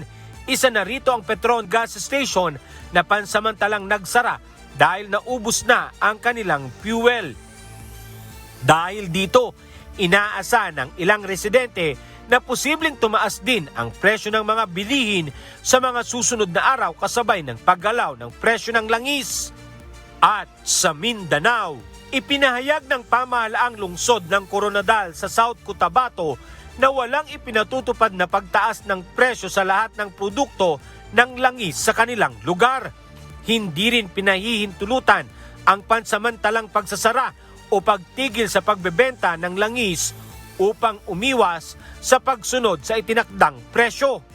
Kaugnay nito, nagsasagawa ng inspeksyon ang Philippine National Police sa mga gasolinahan upang matiyak na sumusunod ang mga ito sa mga patakaran.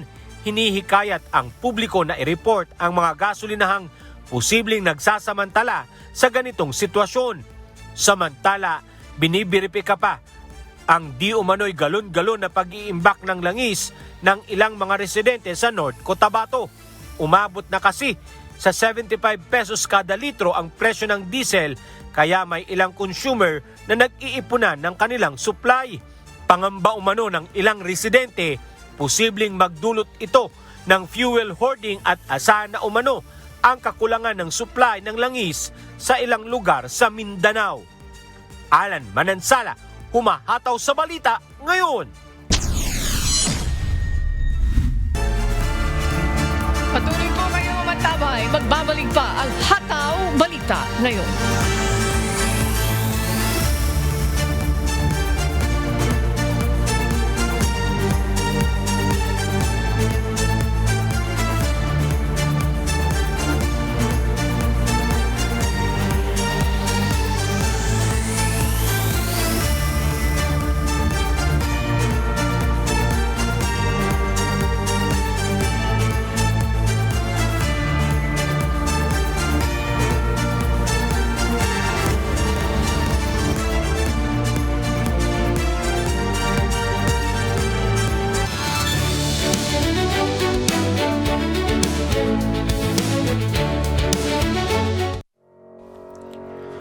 Bawat segundo ay mahalaga.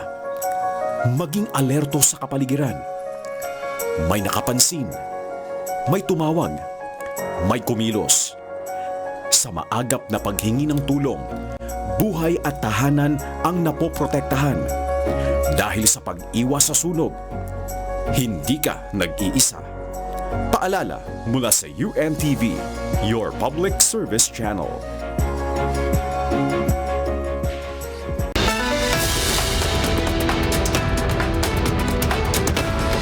Maiinit na balita. Mabilis. At una sa mga balita ngayong tanghali. Mapagkakatiwalaan. Pinag-aaralan ng Department of Labor and Employment o DOLE. Inalawak pa ng Philippine National Police o PNP ang pagbabantay sa seguridad. Mga pangyayaring agad dapat malaman. Serbisyo publikong hatid sa ating mga kababayan. UNTV C-News. May balita saan mang panig ng daigdig. Ihahatid ni Luella de Cordova at Aga Kaakbay. Lunes hanggang Biyernes. Alas 11:30 ng tanghali. Dito lamang sa UNTV, your public service channel.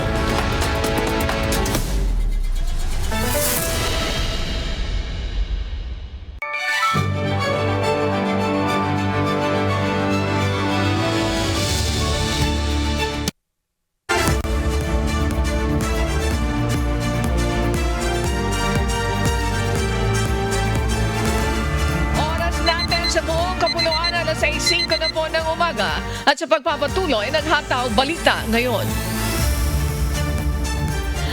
Maraming mga tanggapan po ng pamahalaan kabilang na ang mga nasa ilalim na executive branch ang nagpapatupad ng 4-day work week para makatipid sa konsumo sa langis at kuryente dahil sa sobrang taas po ng presyo ng mga produktong petrolyo na dulot ng gulo sa Middle East. At isa sa mga ahensya na nag-adapt ng 4-day work week ang Department of Social Welfare and Development o DSWD. At para alamin kung papaano ang bagong setup sa pasok sa trabaho ng mga kawani ng DSWD, makakasama natin this morning DSWD spokesperson, Assistant Secretary Erin Dumlao. Good morning po, Asek Dumlao. Thank you for joining us this morning po. Magandang umaga, Miss Annie. Magandang umaga din po sa lahat ng sumusubaybay ng inyong pong programa. Thank you very much, Asek. Ang unang tanong ko, itong 4-day work set up nyo po dito sa DSWD, paano po ba ang magiging adjustment dito sa inyong mga empleyado po? Well, Miss Annie, tama po ang Department of Social Welfare and Development ay nagpapatupad nga po ng compressed 4-day work week. Ibig sabihin lang po nito, yung working hours natin ay imbes na 5 days na tig 8 hours kada araw, ginagawa po natin na mas mahaba yung oras natin for the 4 days. 10 hours po yan, para ma-complete pa rin natin yung 40 hours. At wala naman pong mababago, patuloy pa rin naman yung, or same pa rin yung workload, yung productivity expectations. Yun nga lang po, mas pinahaba na yung oras ng ating pong pagtatrabaho. But Miss Annie, hindi po lahat ng aming tanggapan ay mag-i-implement nung compressed work week.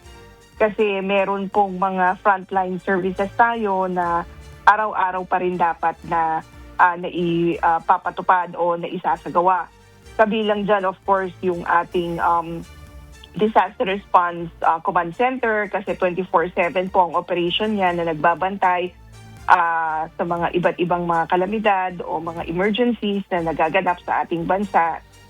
Gayon din po yung ating crisis intervention unit kasi araw-araw pa rin po tayong mag-serve sa mga individuals in crisis situation. Gayon din po yung ating pag-abot program operations. Araw-araw pa rin po tayo na magtutungo sa mga lansangan para matulungan yung mga families and individuals in situation. Gayon din po yung minors traveling abroad, Central Processing Office, dahil yung pong mga authority to travel ng mga kabataan na magta-travel without their parents or their guardians ay kinakailangan pa rin po na magpatuloy. Gayon din po yung ating walang gutom kitchen, araw-araw pa rin po tayo magsisilbi sa ating pong mga kababayan na nagugutom, yung ating centers and residential care facilities. And of course, yung iba pang mga tanggapan ng Pantawid Pamilyang Pilipino program kasi araw-araw pa rin po tayo na may mga siniserve na mga clients at mga beneficiaries. So, yun po yung mga frontline services natin na patuloy pa rin po na magsasagawa ng ating mga serbisyo upang matugunan yung mga pangangailangan ng mga kababayan natin na nagtutungo sa ating pong mga tanggapan. Okay, emphasize ko lang ito. ASEC, yung tungkol doon sa tanggapan na hindi maapektuhan is the crisis intervention. Ito po yung mga humihingi ng tulong, yung medical, burial, and transportation assistance. Hindi ito maapektuhan kasi on a daily basis talaga po may mga humihingi. So meaning to say, they can go there on a regular basis. That's Monday until Friday. Tama po, ASEC?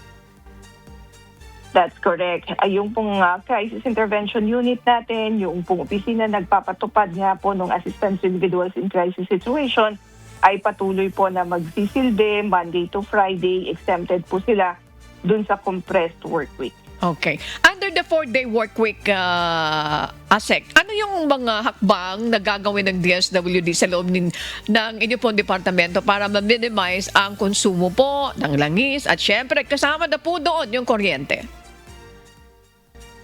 Well, yes, meron pong inilabas na direktiba ang aming pong buting secretary, Rex Gatchalian, para sa maayos na pagpapatupad ng department-wide compressed work week arrangement. So sabi ko nga po kanina, meron tayong schedule ng opisina na kung dati-dati ay 8 to 5, yung normal working hours natin. Ngayon po ay gagawin natin 10 hours. So that's 7 to 6 or for some that will be 8 to 7. Ang mahalaga po by 7 o'clock wala na pong kumbaga operations. Dapat nakasara na po yung ating mga electrical lighting, yung ding pong ating mga sasakyan ay dapat naka-park na rin po. So that no unnecessary expenditures or excess in excess ay makonsume natin. Bahagi yan ng ating isinasagawa na pagtitipid. And of course, yung ding pong mga iba nating mga tanggapan ay sabi ko nga by Friday dapat wala po iyan operations unless there is really an emergency or there's a need kung saan kinakailangan nating i-justify why the operations of that office will continue despite the implementation nga po of the compressed work week. Okay, Yusek, isa na lang, short lang po, in the event na mayroon tayong disaster na mangyari, pwedeng ma-revert, pwede pong masuspend itong 4-day work week ninyo po? That's correct, Miss Annie. In case po of any emergencies, automatic po na yung mga ibang mga tanggapan na may mga related tasks. Halimbawa po yung Disaster Response Management Group, yung aming Luzon Disaster Resource Center, yung Visayas Disaster Resource Center, babalik po yan sa normal operations and other offices na meron pong kinalaman din kagaya ng financial service. Of course, magre-report din po iyan kasi may mga dokumento na kinakailangan pong isaayos kapag may mga may mga disasters or emergencies. Okay, at this point po, Sec. Irene, ano po yung mensahe nyo sa publiko sa usaping ito? Please go ahead and thank you. Annie, again, ang Department of Social Welfare Development ay nakikiisa po doon sa isinasagawa natin na pag-reduce ng fuel consumption by at least 10% ang ating pong pamahalaan.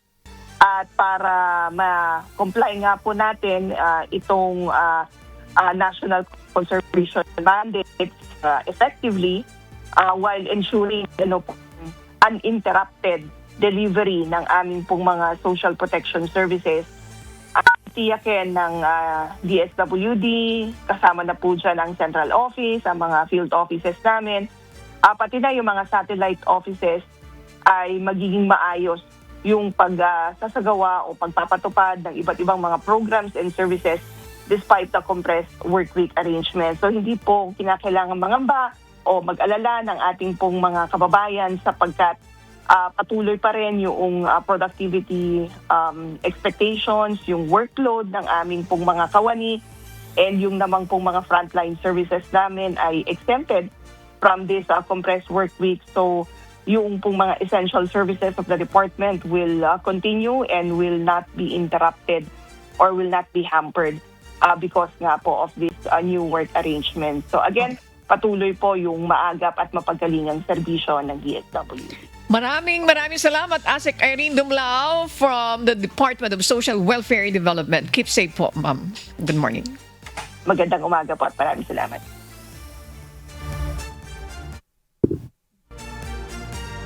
Samantala, para naman alamin ang update sa presyo ng mga pangunahing bilihin sa Agora Market sa San Juan City, iatid sa atin yan ni Mikey Samson live.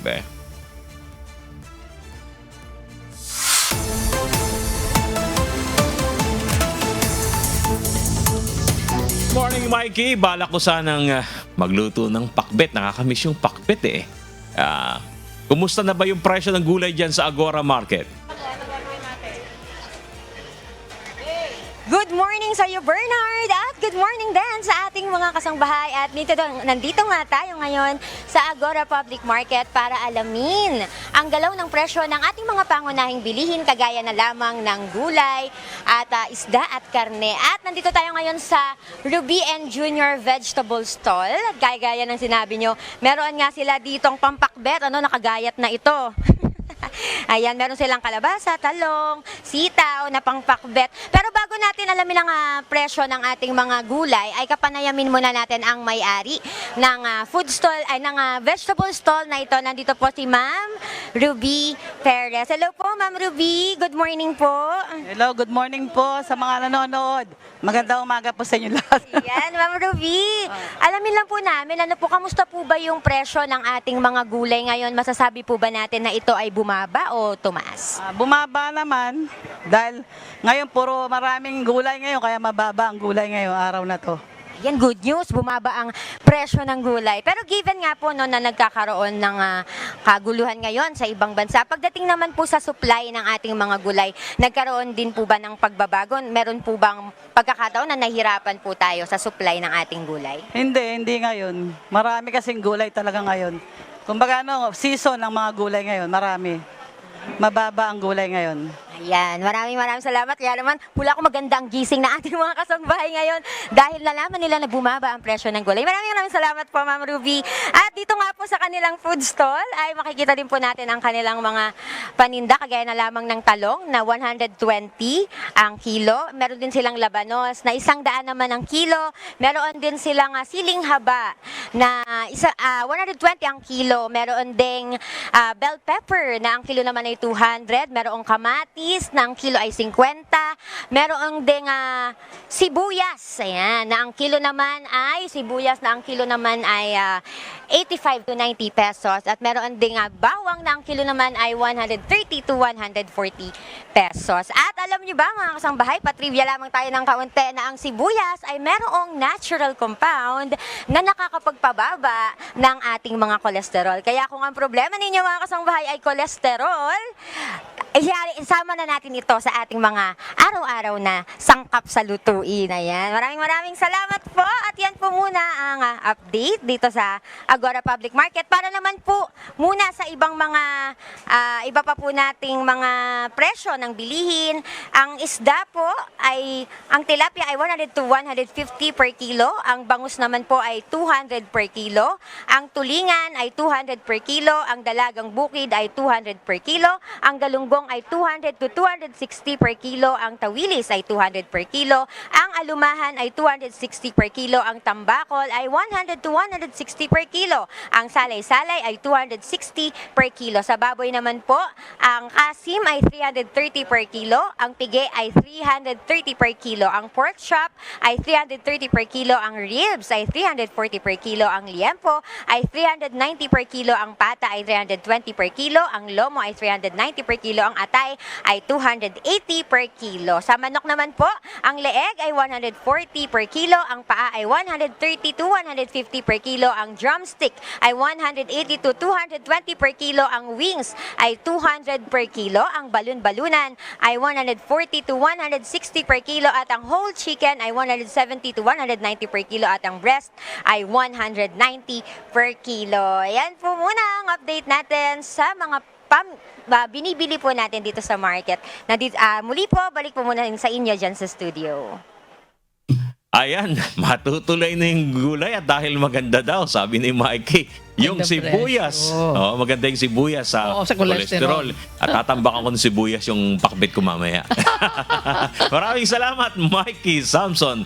Live mula po sa San Juan City. Hataw Balita ngayon. At syempre, greetings po, good morning at happy watching kay Miss Elizabeth Magdaleno, ang supermarket admin ng Agora Market. Game din kay Mr. Joey Tan, ang kanilang supervising staff. At kay former Councilor Boyet Aquino at kay Miss Angel Gorayeb. Ayan, sa lahat po ng nanonood, shoutout po, good morning sa inyo lahat. Samantala, ini-aanunsyo na kahapon ng DOST Pag-asa ang pagtatapos ng pag-iiral ng La Nina phenomenon. Ayon sa Pag-asa, bumalik na sa Enson neutral ang kondisyon ng Pacific Ocean na magpapatuloy hanggang sa kalagitnaan ng taong 2026. Bagaman tapos na ang La Nina, ipinaliwanag ng Weather State Bureau na maaari pa rin tayo makaranas ng mga pagulan dahil sa iba pang weather systems. Nauna nang sinabi ng Pag-asa na maaaring nasa 11 bagyo ang posibleng pumasok sa bansa mula Pebrero hanggang Hunyo ngayong taon. Hataw Balita ngayon. Ngayong nagsimula ng maramdaman ang mainit na panahon, magpapatupad ang Department of Social Welfare and Development sa kanilang mga empleyado ng Relaxed Dress Code Policy. Iiral ang polisiya simula ngayong araw ng March 10 at tatagal hanggang sa August 31 bilang konsiderasyon sa kalagayan ng kanilang mga kawani sa departamento. Sa gitna nga po ito ng mainit na panahon. Bukod sa inilabas na memorandum, hinikayat rin ni Secretary Rex Gatchalian ang lahat ng mga empleyado ng DSWD, lalo na mga nasa fieldwork, na gawin ang iba yung mga pag-iingat para makaiwas sa panganib sa kalusugan na dulot ng mainit na temperatura. Hataw Balita ngayon. Samantala, iniimbestigahan na ng Light Rail Manila Corporation LRMC ang insidente ng nagpanggap na persons with disability o PWD sa Monumento Station. Ayon sa LRMC, istriktong dapat lamang sa mga senior citizens PWD, mga buntis at may kasamang bata ang priority lane. Sa isang TikTok video ng netizen na viral online, isang lalaki ang pumila sa priority lane na tila iika-ika. Pero matapos ito makakuha ng ticket at makalagpas sa tertiles o automatic gate ay nakalakad na ito ng maayos. Ang naturang video ay umani rin ng batikos sa post ng isang social media page. Hataw Balita ngayon. Tila Japan vibes ang mararamdaman sa isang sitio sa Sarangani Province kung saan matatagpuan ang mala, sakura o cherry blossoms trees na kung tawagin ay Tabebuya rosea o kilala rin bilang pink trumpet tree. Sa video na binahagi ng Malongon Information Office, makikita ang pamumukadkad ng kulay pink na mga bulaklak mula sa puno, nakahawig ng sakura trees na makikita sa Japan. Ito ay matatagpuan sa sitio Pulatana, Barangay Malandag, Malongon sa Sarangani Province. Ayon sa Malongon Information Office, ang Tabebuya rosea ay isang native tree na orihinal na nagmula sa Southern Mexico o Central America at ang national tree ng El Salvador. Itinanim ng Malongon Municipal Environment and Natural Resources ang mga seedling nito at saka pinarami na siya na ngayong pinagmamalaki ng kanilang bayan. Hataw Balita Ganda, no? ngayon. Ganda nga po eh. Bago tayo magpaalam ngayong umaga, narito po ang mga balitang aabangan ngayong araw ng Martes, March 10, 2026. Utay-utay na pagpapatupad ng big time all price hike inuumpisahan na ng mga kumpanya ng langis ngayong araw. Hataw Balita ngayon. Epekto ng malakihang oil price hike sa presyo ng mga pangunahing bilihin. Alamin. Hataw Balita ngayon. Adjustment sa singil sa kuryente ng Meralco ngayong buwan ng Marso, iaanunsyo mamaya. Hataw Balita ngayon. At usapin sa panukalang pagbibigay ng emergency powers kay Pangulong Ferdinand Marcos Jr. para suspindihin o bawasan ang excise tax sa mga produktong petrolyo pag-uusapan sa Kamara.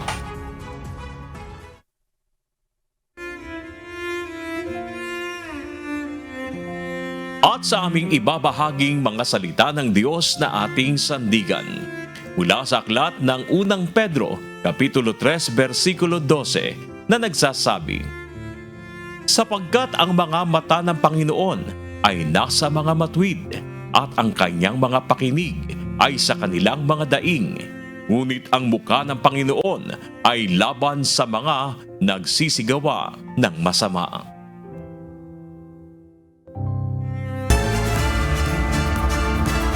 At yan po ang mga mahataw na balita ngayong umaga ng Martes, ikasampo sa buwan ng Marso 2026. Ako po si Bernard Danis. Thank you very much, Joanna, ng ating EP and Sarah, kasama ang lahat ng bumubuo po ng Hataw Balita team. Thank you very much po. Engineering Department, thank you so much. Sa ngalan ng lahat ng bumubuo ng UNTV News and Rescue, UNTV Radyo La Verdad 1350 at ng ating mga correspondent mula sa Pilipinas at sa iba't ibang panig ng mundo. Ako naman po, si Annie Tantoy. At dito sa UNTV at UNTV Radyo La Verdad 1350, Diyos ang aming sandigan, serbisyo publiko ang aming pinahalangahan. Standby po, susunod na ang Good Morning, Kuya. Salamat po sa Diyos at magandang umaga.